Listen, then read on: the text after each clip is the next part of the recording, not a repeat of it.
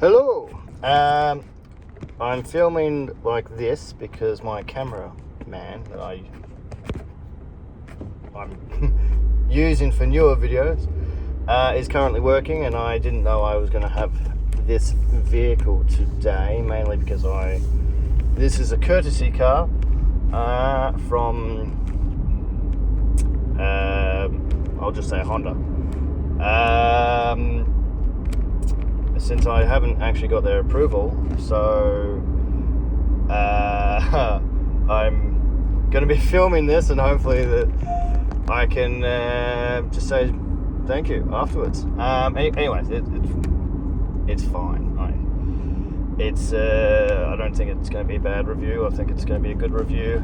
But anyway, I'm currently driving the Honda CRV. It is, I'm going to say, the bottom of the range all-wheel drive spec. However, that's technically the third top spec. And from memory, I think there's 3 or 4 two-wheel drive specs, and then 3 all-wheel drive specs. A starting range from $42,000 or just under, like $10 off or something like that. Drive away, and topping off at about $60,000. Again, $10 off, or yeah, it's not.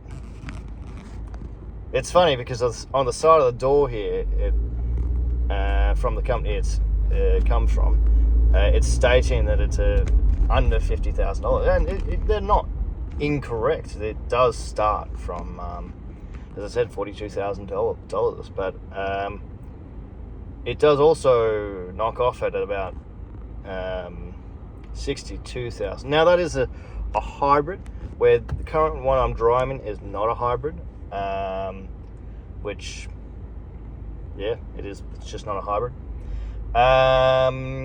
It's pretty good. To be honest, when I first got into the vehicle, I wasn't so excited about it. I can't say that I'm I'm not driving a Lambo or anything like that. So it is what it is. But it hasn't been a bad car so far.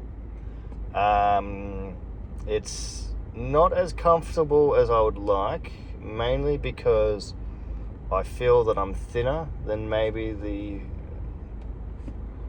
the average person that drives this vehicle, because the seat is about 2 thickness of 2 fingers. So I'm right up against the left-hand side, however, not so much on the right-hand side. I'm sitting there, I'm just not fully sitting in the seat. I'm 100 and I'm going to say 6 foot. I'm 6 foot tall, so I can reach everything. I can reach everything over there as well. It's just not as comfortable as I would like. Suspension wise, squishy is probably not the right word, but it's soft, so it's not anything like the Civic in that regards. It's an all-wheel drive as well, so it's not going to drive the same as the Civic. However, you know what, I haven't gone over the speed limit with this vehicle because it's not my car, so it's someone else's. And I've also been on public roads, so you don't want to be going over the speed limit on public roads. But in general, I've been sort of pushing around corners. To speed limits, obviously, where I can. It drives around the corners. I mean, it where you point the steering wheel and it will point to where you want it to go. I don't really have a huge amount more to talk about the driving style. Alright, so we're inside the Honda CRV. Practically, this vehicle looks identical, except for this, which I don't believe is on the Honda Civic, although maybe the new luxury model might have it, I don't know. This side looks a little bit different because you don't have the indicator to turn the safety off. Here you have this button which turns your mirrors in. Oh, it's supposed to put your mirrors in anyway. Let me just see if I lock the vehicle. Alright, I have no idea. It's supposed to fold your mirrors in unless you're supposed to have the vehicle right. Yeah, there we are. Turns your mirrors in, opens your mirrors.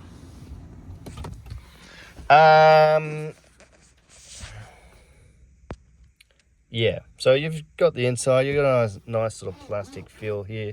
There is piano black here, so good chances that's going to scratch like hell. Piano black here, which again is going to scratch. Nice vents though, same as the Honda Civic, nice vents, piano black all along here. Good news is I haven't got piano black here. It is less likely to scratch here, while definitely down here you will scratch piano black like nothing on earth. As you can slightly see here, this plastic sort of, I'm not sure if it's supposed to be piano black, but it's definitely scratched up a lot, and it's only done 19,000 kilometers, this car. As you can see, there's scratches along here, but it doesn't show as much as piano black does. Hard textures here the whole way down, hard textures all the way along here. It's soft here, like it's not sure if you can see that, but it's soft. Big, quite big bin down here. There is no upper layer. I think something's supposed to go here, but they haven't allowed me to, or they don't put that in, potentially because people steal them. Cup holders, holds a usual 600ml bottle, potentially something bigger. You can, as you can see there, the water bottle, there's a big gap there, so you can hold something bigger. It does hold it reasonably well, but as you can see, it does knock around a little bit. So if you're driving hard, it might fall around. Reasonably good door bins here. You can probably, yep, you can fit probably 2 drink bottles, 3 drink bottles in there. Only thing is your drink bottle is going to move around if you only have one of them in there. That's that. You got the bottle opener over there. Standard rubbery sort of accelerator brake. You've got a 12-volt socket there. How I get into the Apple CarPlay, I use this. Of my understanding, it does have Android Auto. It has leather seats, as you can see here, and same with here. It's weird, my hand looked odd. Yeah, and there you go, my hand looks really odd there. Anyway, not sure why. Anyway, so Matt must be the light. It has eco mode, it has a hill descent mode, has brake, and it does have sports mode or something like sports mode. I'm going to turn it on now. Lights up red. Turns on like a normal car would. Let's see if I can zoom in. There you go, beautiful. Standard sort of stuff. It's currently in eco mode. You can turn eco mode off and have it in normal mode, and then all the way down to sports mode, and you can change gears like that. No, you can't go up without it changing gears. Anyway, it's in drive, park. One thing I have noticed while here, I must be used to the Civic, but you're reaching quite far to get it into park. So that's just, there's quite a lot of I have to really reach it, which is something I didn't really, you wouldn't think of really, unless you're driving the vehicle.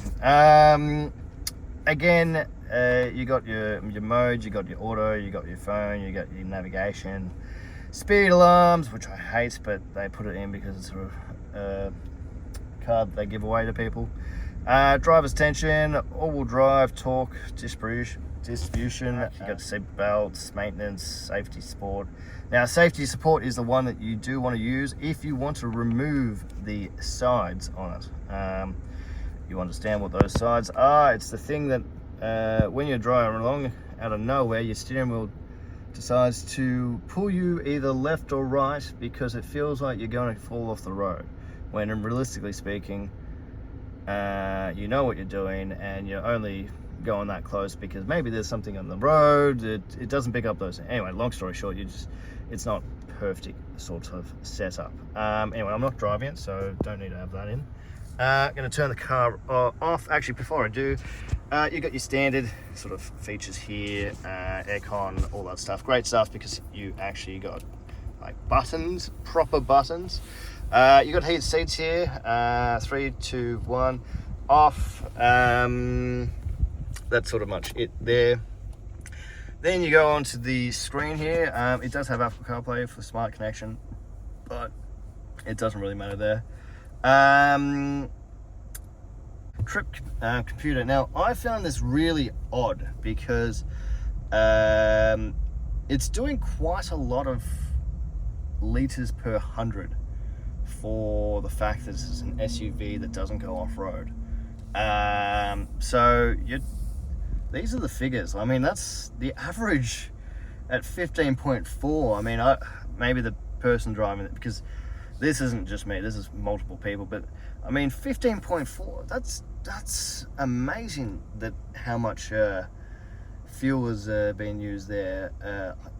It's insane, to be honest. I mean 10.5 is sort of staggering as well. I mean, you're looking at like Toyota Prado sort of kilometerages there, or yeah, literages per kilometer there. It's just, that's mind-boggling, really.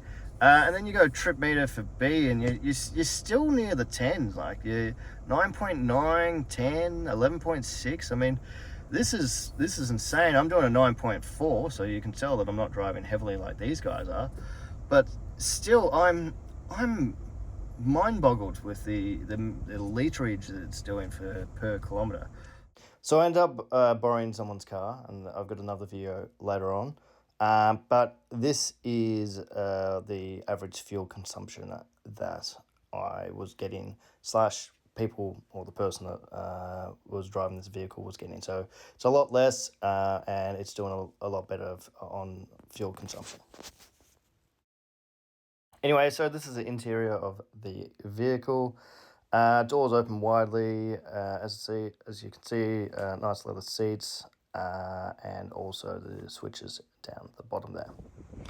That actually extends quite far. It's heaps of room to get in and out. I sadly can only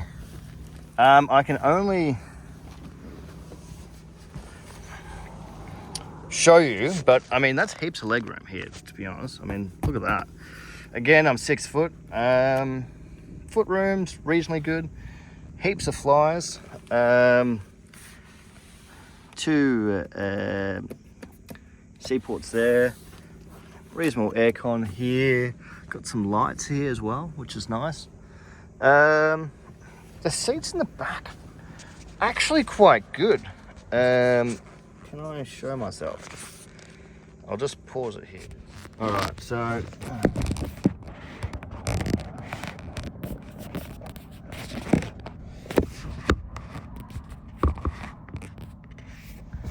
alright, it's hard to see because I'm filming by myself, but anyway, yeah, legroom pretty good. Good feet room. Door opens really wide. Yeah, can't complain. It's actually really comfy in the back here.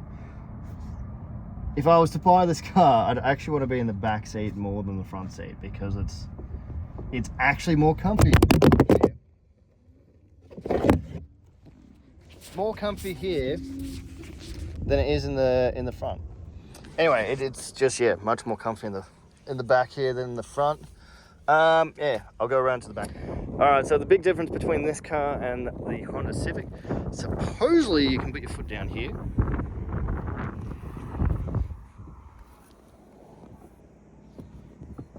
You know what? Maybe you can't. Anyway, you can hit this button and it will do it. Yeah,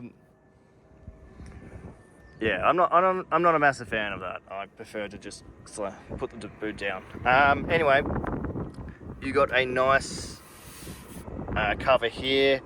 I wish the Honda Civic had that, because rather than having the 2 sort of sections, you got a pretty decent sized boot here. I'll tell you the what the size is eventually. I'll show it in the screen somewhere. You got some sort of space here and some space over here. It is flat up against there, so you can actually put something in there. It won't fling all the way down here. Great thing is you have a proper spare wheel. I mean, you don't get proper spare wheels too often nowadays, and you do on this one, so that's great. It does come forward though, so you want to, there we are, get that back in properly. Yeah, that's pretty good. I like that. Only downside again is you can't pull it down. Like it will stop you pulling it. Like I'm pulling it down here. It sort of stops you, so you have to do that, I guess. There you go. And it will do it for you. Not my thing, but whatever. So this car I borrowed from Honda, and I'm having issues because it won't start. It's showing up with this brake issue, electric brake thingy, and yeah, when I try to start it, it just does that, which is like a shutting noise and whatnot. So anyway, interesting. I'll give you some updates once the day keeps going. So back home now. Pretty much what happened in that car was multiple things. I ended up spending roughly 4 hours in the car waiting for help from Honda and from their, I guess, the Honda mechanic team, or whatever you want to call it. But long story short, I want to thank Vivian, who was the person in Eastern Honda, helped me out trying to get somewhere to go, or even get a vehicle out there to fix the Honda CRV. And I also wanted to thank Trevor Snowball, that is his name. He came out to help. Well, actually, he ended up giving me his car to drive back to home and then take it to Honda the next day to pick up my Civic. But yeah, anyway, long story short, it was a fairly hefty process. But you know what? For the fact that they have no idea that I'm a YouTuber, and the fact that I'm a nobody to them in a sense, they did look after me really well. They were always checking up on me, how I was going. So Eastern Honda was very good at that. They even, so Trevor Snowball is not from Eastern Honda, he's from Honda head office, and he actually came out and was tried to see if he could start the vehicle. He was from technical services of some sort, where he would work in the electrical sides of things as well. So long story short, and getting into customer service, that's what he was saying to me anyway. He helped me out by giving me his car, but he pretty much said what he believes happened was the battery died, and that's why the vehicle was not moving. However, I never got the end of the story. No one really told me what else happened after that. Strange things happen. It's a new car. Very much probably was a flat battery. And most of the time, these vehicles, they'll say something else that completely different to what actually it is, which is a flat battery. But again, it could have been a brake problem, and that's why I didn't start the vehicle. Don't know, but I'm pretty sure it was just a battery problem. But yeah, thanks again, Vivian, and thanks again, Trevor. Much appreciated with the work you did, and thanks for lending your car, Trevor. Made me able to get home at a reasonable time, and allowed me to drive to Eastern Honda from Parkville the next day. Cheers. I also wanted to state, so I wanted to finish the video in one video. I was going to do two, but I decided to do that, the two combined, mainly because I've got a new vehicle that I've bought, and I'm going to be actually doing segments of that vehicle, so that it's going to be multiple different videos of me working on that vehicle. The first video I'll probably do soonish to show you the vehicle, what it is, and what I'm planning to do with the vehicle, and then just every month or so, I'll be adding a video and showing you what I've done to that vehicle, what I'm doing to the vehicle and whatnot. Yeah, it's nothing fancy, and nor is it anything bad. It's a good, just reliable vehicle. I hope it's reliable, actually. But anyway, that's for the next video. Cheers. Thanks for watching. Fun times, good memories. Cheers, John.